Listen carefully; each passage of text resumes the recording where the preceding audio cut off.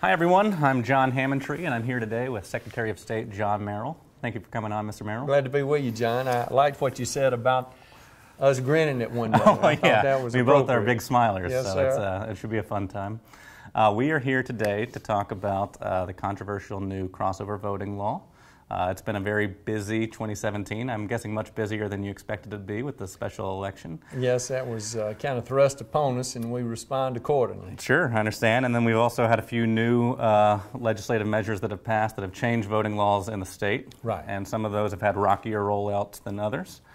In particular, I think it was last week that you announced there were 674 names who appeared on both the Democratic voter turnout list as well as the Republican runoff. Correct. And you announced that you will turn those 41 over counties. in 41 counties. Yes, sir.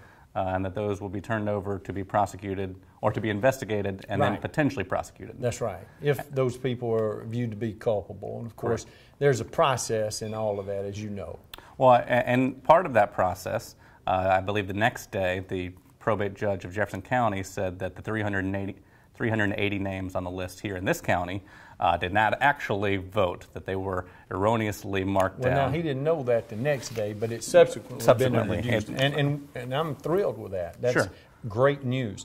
We hope that all 674 names, when they're vetted at the local level, will result in the same kind of discovery that Judge King and his team discovered in Jefferson County.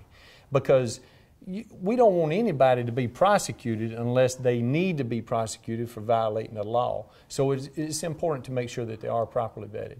Why release the number of voters who are on the list before the investigation has taken place? Because you ask. Oh, because we asked. Now, John Hammontree didn't ask, but Kim Chandler from the Associated Press did. Okay. And it's funny that you mentioned that, John, because what happened was when this was introduced to me in September, right after the runoff, my first question was, okay, so how many do we have? We said, well, somewhere around 600-700, we don't know. I said, well, give me the hard numbers and let me see what it looks like. So when they did, then I checked it out and we could see there were 41 counties. Sure. And in those 41 counties, we had 674 instances that were introduced.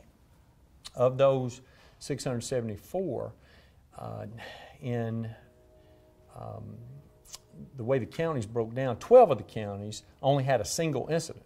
Right. And 8 of the counties had double digits. Sure. The remaining 21 had between 2 and 9. Okay. And so I said, well, look at the numbers and see if there's a location where it seems like there's a pattern or there's a systematic view that's unique based on what the others that you're seeing. And so they said, yeah, we've got one in Jefferson County that we have more than 300 individual instances that have been introduced. And I said, well, we might have a problem there. So let's see what we need to do. And that became a part of the overall pattern which we introduced, which was identify where we've got them, where the numbers are in each county, send the communication to those probate judges in those counties, those 41, because in 26 counties we had no incident at all. Right. And I said, give them specific instructions on what we need them to do so everybody's received the same communication, send it to the probate judges and tell them on November the 6th we'd like to have the report. Well, the next day I got the call from Kim Chandler. Sure. And she said, well, she's a good reporter. Oh, she's outstanding. Yeah. You know, I work with her all the time. Sure. And she said, tell me what you can tell me. So I started answering her question. And then she started reading some things. I talked to her 5 times that day. And then she started reading some things in one of the conversations from a communication that our office had received from Judge King. Okay. So an email that was sent to us was also shared with her. So I knew 2 things. Number one was that the list had been shared with her, the counties had been shared with her, and then the communication from Judge King back to us about how he was uncomfortable with what was going on had been shared. And so at that point, after her story came out, we started getting some more calls. Well, I also want to talk about, I think it was yesterday, the district attorney of Madison County said that they don't plan to move forward with the investigations or prosecutions of their 60 individuals who were on this list, in part because they said they don't have the resources to and had not properly been communicated with on how this process should take place. Well, my first question there, if that was what was said from him, is why would you say that you were or were not going to prosecute somebody when you didn't even know if you had anybody to prosecute? Well, that would be a question for him, but I mean, Yeah, he did say there's the video. And that would be a question that a good reporter, an award-winning reporter, would have asked of him. Sure. Instead of, are you going to prosecute? Because when Chris Davis shared that with me last night from WHNT in Huntsville, it kind of surprised me that you got that kind of response from somebody who is known to be a good prosecutor, to say that they're not going to do something when no other information has been introduced to them. Well, and I want to be fair to you, because obviously this law was passed in May, and the election happened in August, and then the runoff happened again a few weeks later. Sure. And obviously the rollout of that process is a very quick turnaround. Sure. But we now have instances of a poll worker in Birmingham who didn't understand the process, a district attorney who says he doesn't understand the process, and then obviously we had people in this newsroom on Election Day that didn't understand how the crossover voting law worked. Do you think that it was properly advertised and explained to not only poll workers and registrars, but also the public at large? Yeah, there's no doubt in my mind that it was. Now, I will tell you that I'm more disappointed to learn that there were some colleagues from AL.com that didn't understand it than the other people you introduced. Sure. But I will say this about that. We had 26 counties where we had no instances at all. I mean, what was the turnout like in those counties? Well, I don't know, but that doesn't matter, because some of those counties were larger counties, some of those counties were small counties. But the point is this: you wouldn't say that those people in those 26 counties were that much smarter or more advanced than the others that did have a concern. No, but we're talking about felony charges. And well, do you think it's proper to prosecute people on something that is... You don't need to be saying that we have felony charges. We don't even know if we got anybody that's culpable at any level. You know, this is the thing. But you introduced the possibility of prosecuting these people to the fullest extent of the law. When this was what was said. First question was, did you have instances of crossovers? Sure. Yes. I broke it down like I did for you. Second question, well, what will take place from here? And I introduced that. We'll send it to the local counties. We'll ask the counties to vet those names, get back with us, tell us if they've got somebody that they feel needs to be investigated further, or if they have enough evidence that they think it needs to be advanced from that position to a prosecutor. Next question that came was, if you do have somebody that's apparently guilty, or there's enough evidence to advance it to the prosecutor, then what would you do? Would you turn it over to them? What would you like to see if they're guilty? What would I like to see if they're guilty? guilty? No, that was the next question for me, which was, if they're guilty, if they have intentionally, willfully, and knowingly violated the law, I think they need to be prosecuted to the fullest extent of the law. How many of that remaining 200 number do you think? What does that mean? What does it mean to be prosecuted to the fullest extent of the law? The way the law is currently written, it would be 1 to 10 years or up to $15,000 in fines. Now, that's the current law.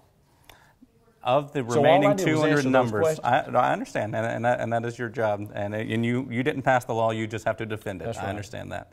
But of the remaining 200 names that are on that list, how many people do you think intentionally committed voter fraud? Well, it'd be inappropriate for me to comment on that, because it would call for speculation or conjecture on my part when I haven't even seen the evidence that's been introduced to me that we have a single incident that needs to be evaluated for additional investigation or potential prosecution. But when that number is put out there, and I recognize that's the Associated Press that put that number out there, that does cast some doubt and lead some people to believe that as many as 674 people could have committed voter fraud.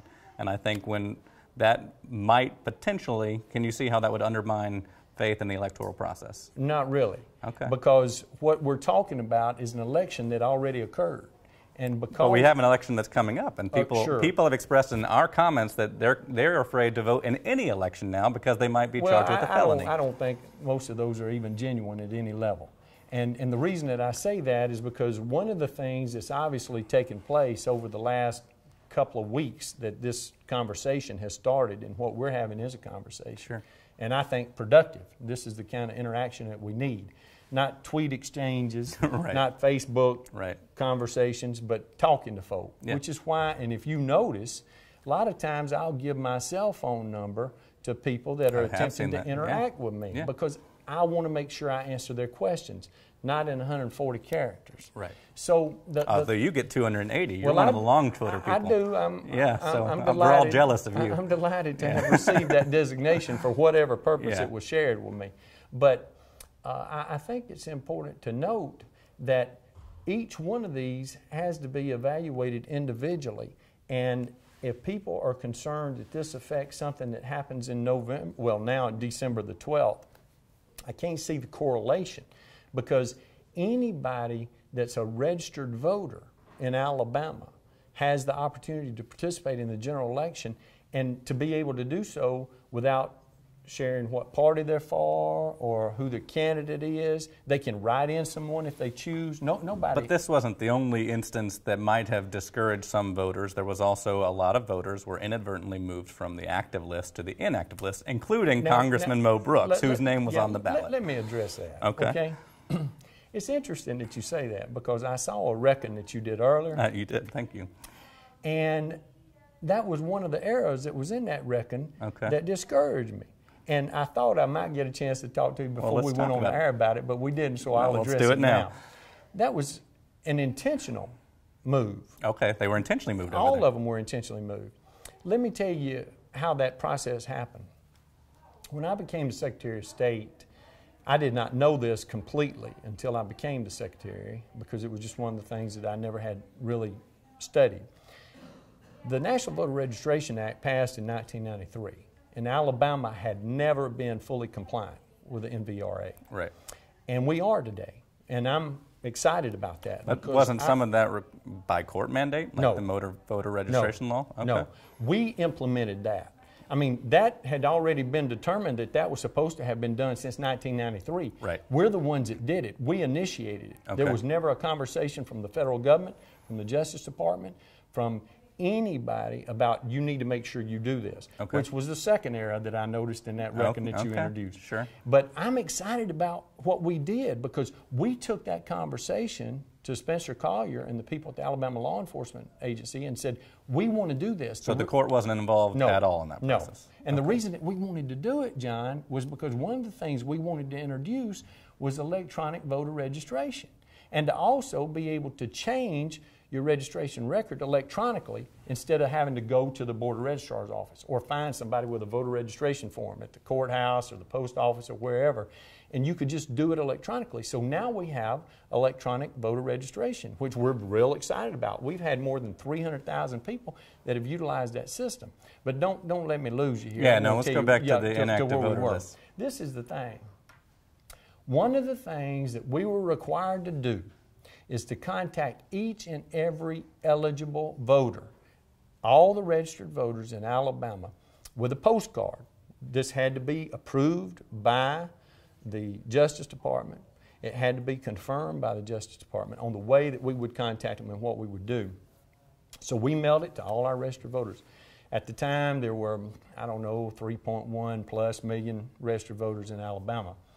So we sent that out to everybody. And then there's a prescribed method, according to law, federal law, on what needs to be done to follow up with those that didn't reply.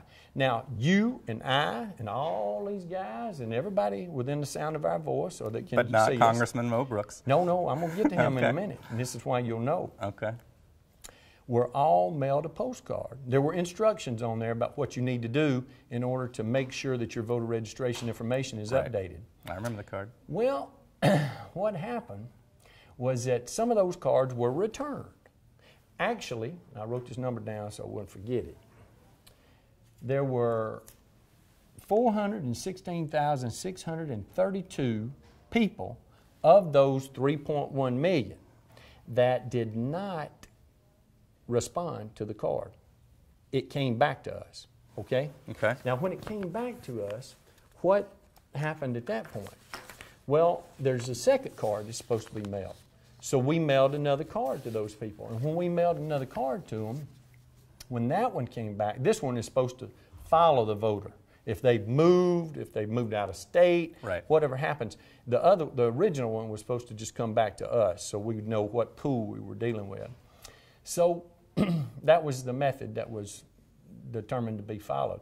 And after that, we had 300-something thousand that still were inactive. As a matter of fact, the total number was 340,162 that were moved to the inactive rolls after this mailing went out. Okay, so the difference about 80,000. Right, so 80,000 people responded to that mailing, right, that second mailing. On August the 15th, about 8:20 in the morning, I'm sitting at my desk in Montgomery. My cell phone rings. It says, Mo Brooks. I said, morning, Congressman. He said, John, we got a problem. I said, what's the problem? He said, I'm listed as inactive. My son's listed as inactive. My daughter's listed, and my daughter-in-law's listed as inactive. What's going on? I said, Congressman, I'm not sure what you're talking about, but I'll call you back. Can I call you on your cell? He said, sure. Made a call to the Elections Division. I said, this is what's happened with Congressman Brooks. Can you give me some information? And he said, yes, I'll call you right back. They called me back, told me what had happened. In this process, the first mailing that went to Congressman Brooks was returned to the office. Right. Then the second mailing went to him. It was returned to the office. Congressman Brooks, along with 300,000 of his closest friends, were moved to the inactive rolls. But I've seen some estimates that say as many as 30% of the people on the inactive rolls had an active voter history. Well, now, look, there's a difference in understanding how you get moved to the right. roll, I understand the process, but do you think there's a flaw in the process if that many people get moved over? With the national government, okay, the federal government. They're the ones that prescribe the method for it to be done. We're the ones that implement it according to law. For the first time in the history of the state, we're fully compliant. Which is good. So I called Congressman Brooks, and I said, friend, I found out what your issue is. He said, what? I explained to him what I just told you. Sure. And then, John, I sent him a copy of the 2 cards that came back to us from his house. Right. He said, that's my mailing address. I've lived in the same place for 20 plus years. I said, Congressman, I don't know what the problem is, but I know this. It's not related to what we did. We did what we were supposed to do. 2 days after the election, he called me back. He went to the post office. He went to see the postmaster. He talked to him. And they told him, after they interviewed the mail carrier, that when that person delivered it to his home, his name is Morris Baker Brooks, Jr. We know him as Mo. The postal worker thought that that was intended for his son who had moved away, and he knew it. So the postal worker decided not to deliver the mail. Now, I don't know what happened to the other 300-something thousand. I know what happened to Congressman Brooks. You know what happened to Congressman Brooks. Because well, that's good. I helped him understand it was the what Postal happened. Service. And that's the thing. You don't know, but I do know this. It was done in every instance for the protection of the voter. And every voter that was listed as inactive could correct the situation by simply going back to the polls the day that they went to vote, August 15th, or if they didn't go to the 26th, or if they choose not to go to the 12th of December, they can update their information, and then when they update it, it's standard. Or what we hope they'll do, John, is either go to alabamavotes.gov or download the mobile app on your phone at Vote for Alabama from the App Store, and then you can update it right now. And as long as you do it, you just have to have a valid Alabama driver's license. Then you're set and good to go. Well, thank you for coming in, Mr. Secretary. Yes. We have a lot more to discuss, but we are out of time for today. We're going to have to do it again, so you're going to have to come back. I would love to. Well, thank you. Thank and you, then John. you heard it. The Secretary of State watches Wrecking videos. We think you should too. So please share this with your friends and family. Thanks.